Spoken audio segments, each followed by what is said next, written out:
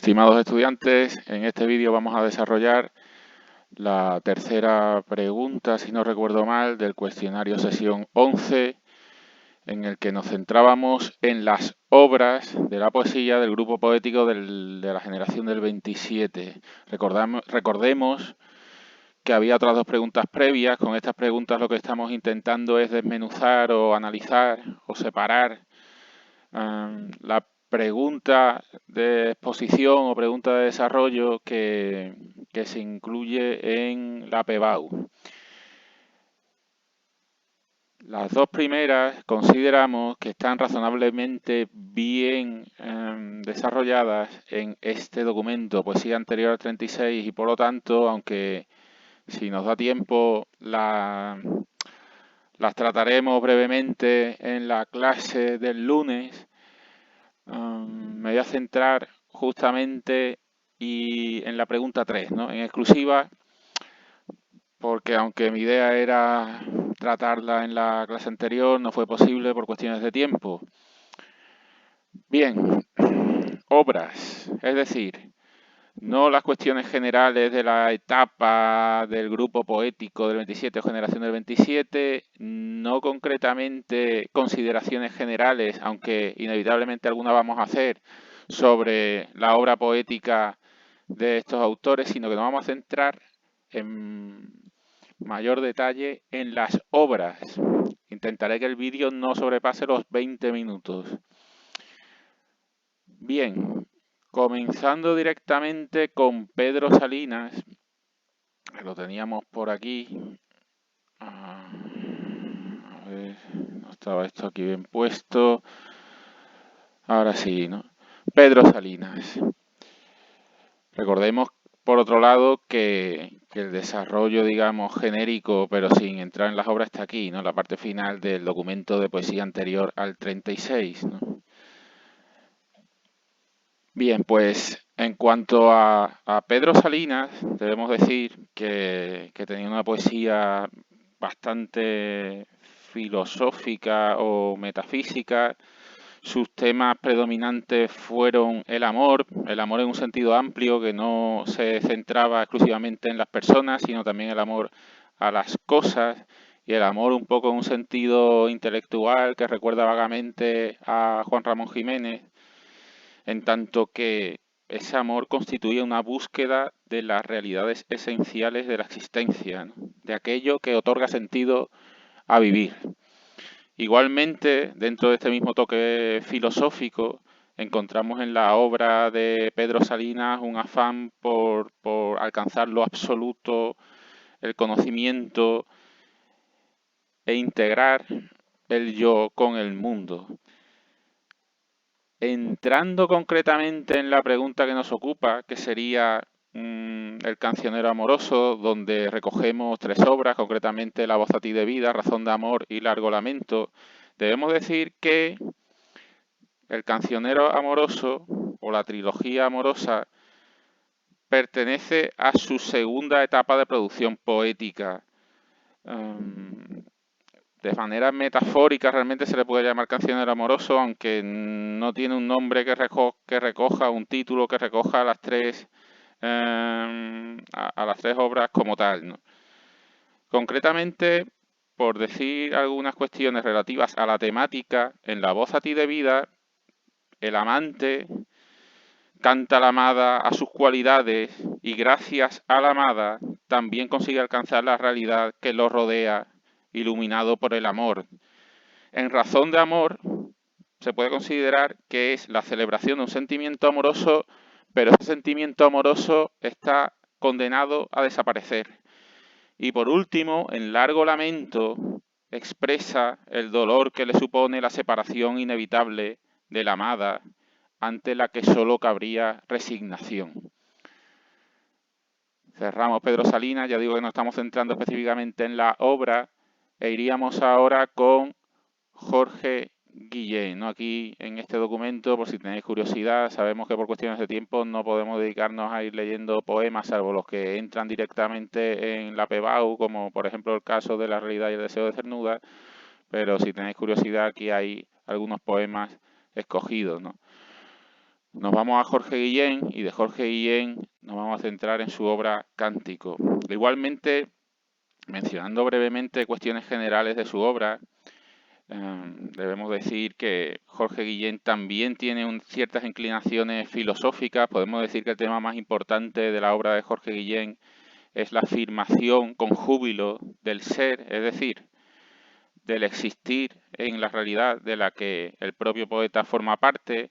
Igualmente el amor se considera una forma de realización y de perfección vital, y la plenitud es posible siempre y cuando el ser humano sea capaz de gozar de lo que le rodea. El tiempo, el azar, el caos, el sufrimiento también serían otras cuestiones tratadas por Jorge Guillén. Centrándonos concretamente en Cántico, que tuvo 4 ediciones diferentes en 1928, 1936, 1945 y 1950, porque digamos que Jorge Guillén se fue dedicando a ampliar el número de textos y a corregirlos. Pero en cualquier caso, sea cual sea la edición de la que estemos hablando, Cántico es, como su nombre indica, un canto a la creación. La realidad como tal se presenta en sus diferentes aspectos, es decir, en lo objetivo y en lo subjetivo, en lo material y en lo espiritual, en las pequeñas cosas cotidianas, pero también en las grandes preocupaciones. La contemplación de la realidad provoca el gozo de la voz poética y digamos que Cántico es una forma de exclamar que el mundo está bien hecho. Esto no significa, no obstante, que la realidad no incluya no solo fuerzas positivas, sino también fuerzas negativas que están en constante conflicto. Dentro de esas fuerzas positivas podríamos ver la posibilidad de integrarse en un mundo por medio de la conciencia y su relación con los ciclos vitales, entendido por ciclos vitales pues las estaciones del año que se repiten con asiduidad, los momentos del día, con elementos de la naturaleza, con estructuras sociales, elementos de la naturaleza como pueda ser la flor, el jardín, con estructuras sociales como la ciudad, el grupo, etcétera. Y dentro de la máxima expresión de los elementos o fuerzas positivas que gobernarían la realidad estaría el amor, ¿no? Pero por otro lado, en ese choque habría elementos discordantes como sería el azar, el dolor, el tiempo y la muerte. Dentro de este choque, el hombre debería encontrar el equilibrio que caracteriza la relación del hombre, en el sentido de ser humano, con el mundo.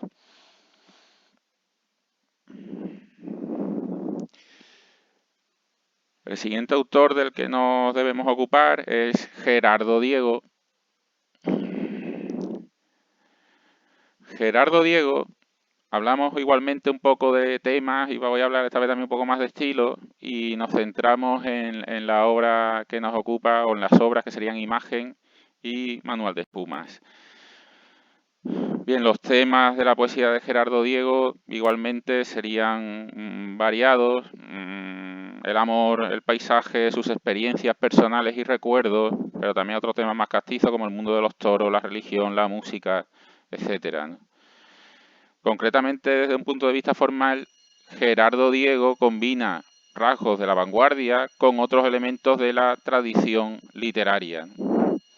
Entre los elementos vanguardistas estaría el uso del verso libre, la disposición visual de los poemas, el uso de la imagen, y dentro de la tradición literaria pues sería, por ejemplo, la recuperación de estrofas métricas que ya en aquella época pues habían pasado de moda, pero la generación del 27 en general y Gerardo Diego en particular recuperan, como sería el uso de sonetos, décimas, romances, etcétera. Dentro de la poesía de Gerardo Diego se distingue entre poesía relativa y poesía absoluta, siendo esta poesía absoluta la llamada fase de creación, la fase más vanguardista, y dentro de esta poesía absoluta es donde incluimos tanto imagen como manual de espumas. A ver dónde lo tengo, vale. De imagen destacamos que pertenece a esta etapa creacionista y la intención de Gerardo Diego sería justamente la de transponer a la literatura los recursos del cubismo en pintura. Para ello, ¿qué hace? En primer lugar, trata varios temas en el poema incrementa el valor de la connotación de las palabras, la musicalidad también tiene un papel importante, la disposición tipográfica del poema, muchas veces se jugaba con la disposición de los versos, se creaban figuras geométricas, no era simplemente como estamos acostumbrados a ver en los versos, pues, bueno, aquí se ve algo, pero hay otras disposiciones geométricas más claras, pues se juega con esos elementos. Y ahora, Manual de Espuma es un poemario en el que también se intenta imitar al cubismo, pero en este caso se utiliza la justaposición de frases, de tal manera que trata distintos aspectos de una misma realidad. Digamos que se ofrece una fragmentación, ¿no? Lo que busca es la fragmentación. Y las palabras intenta que funcionen como si fueran colores o formas de un cuadro, ¿no?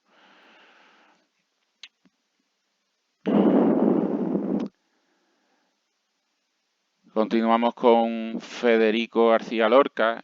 De Federico García Lorca, bueno, que dentro de sus poemas pues encontraríamos sobre todo el amor, la frustración existencial, la muerte, ¿no?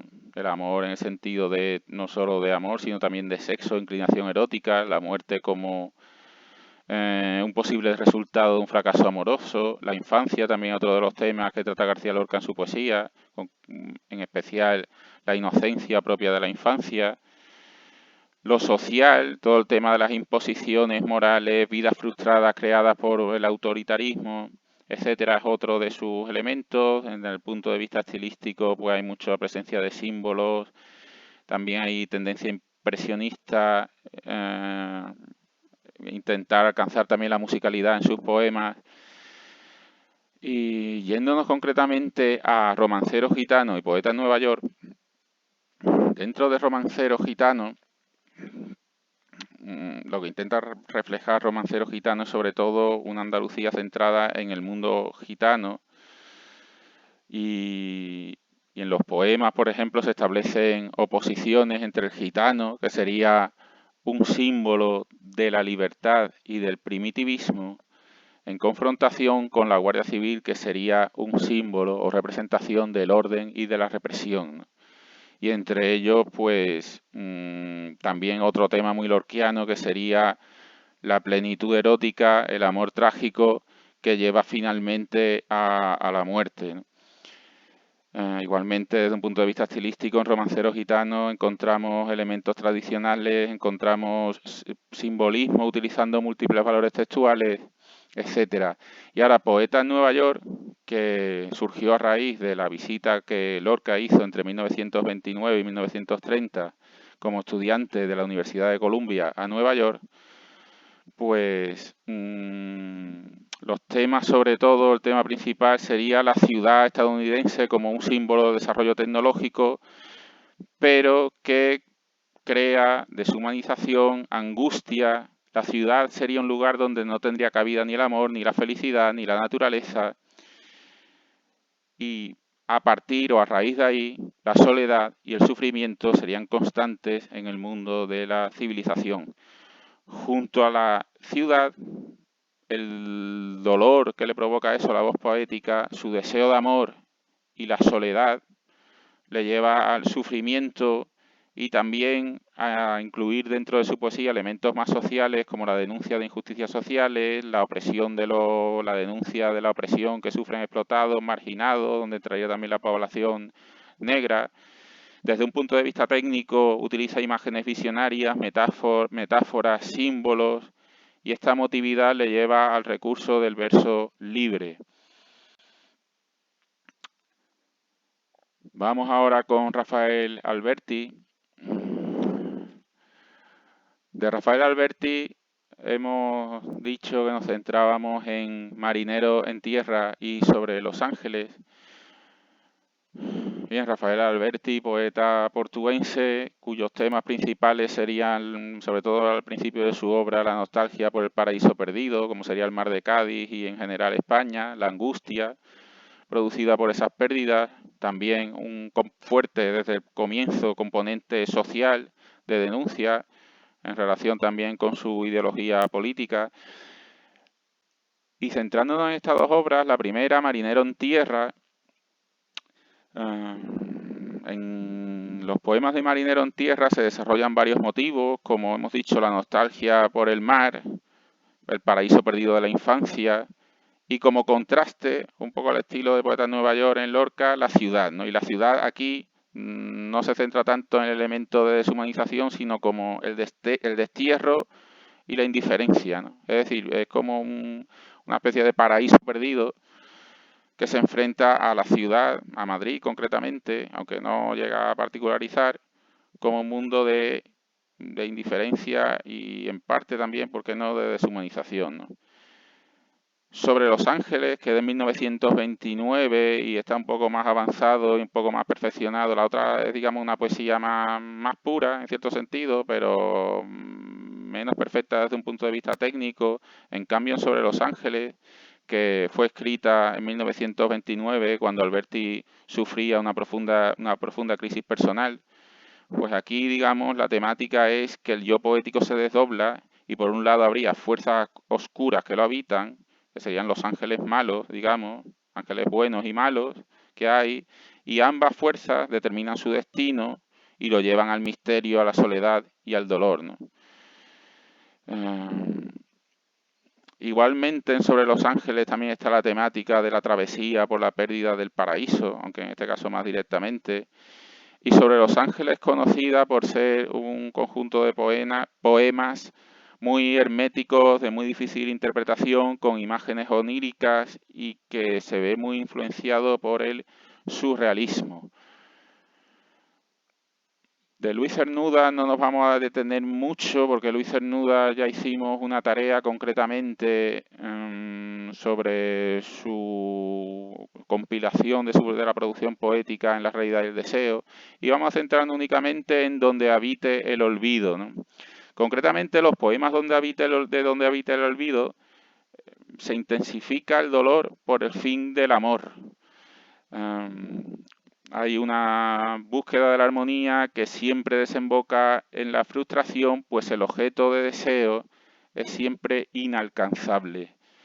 Cuando el amor termina, lo que viene a decir Cernuda es que ni siquiera queda el recuerdo de lo vivido, sino el recuerdo del olvido de lo vivido, que produce la sensación de muerte, no física, sino vital, que según Cernuda sería más cruel que la misma muerte. Como curiosidad, la expresión Donde habita el olvido está tomada de un verso de Becker y no se refiere a un lugar real, sino a un espacio donde el amor no existe y donde el deseo ha dejado de atormentar al amante, ¿no? Sabemos que la producción de Cernuda tiene bastantes puntos autobiográficos. Seguimos con Vicente Aleixandre, llevo 18 minutos, voy a intentar cumplir de los 20 minutos. Vicente Aleixandre, Premio Nobel de Literatura en 1977. Los temas que incluye su poesía sería de nuevo el amor como impulso erótico y vital que lleva al hombre a la destrucción, pero que al mismo tiempo es la única manera que tiene el ser humano de integrarse en una realidad más amplia, la naturaleza como fuente de vida, la conciencia de que el ser humano forma parte de una realidad cósmica en la cual está integrado, lo cual le acerca a posiciones filosóficas panteístas. Desde un punto de vista técnico utiliza el surrealismo con imágenes oníricas e irracionales. Y centrándonos en las dos obras que mencionamos aquí, que son Espadas como labios y La destrucción o el amor, pues tenemos que en Espadas como labios, que tiene un fuerte carácter neorromántico y surrealista, tiene como tema central el amor como fuerza destructora, que es el motivo al que alude el título. Y en cuanto a la destrucción o el amor, retomando un poco los motivos temáticos que hemos mencionado ahora mismo, el amor se presenta como una fuerza cósmica. El sentimiento del amor significa o impele al individuo a fusionarse con el otro y con el cosmos, y por tanto, en tanto que se fusiona con el otro, representa la destrucción del amante en términos individuales, ¿no? Pero al mismo tiempo consigue trascenderse desde, desde un plano puramente individual, ¿no? La muerte para Alexandre sería la integración definitiva con la naturaleza, ¿no? La destrucción, el amor, precisamente lo que encierra la dualidad o la oposición entre amor y muerte. Para cerrar, desde un punto de vista estilístico, utiliza muchas imágenes visionarias, comparaciones, repeticiones, enumeraciones, y también son muy frecuentes en los poemas de la destrucción o el amor los enunciados imperativos. 20 minutos 30 segundos, muchas gracias por vuestra atención y nos vemos en clase. Hasta luego.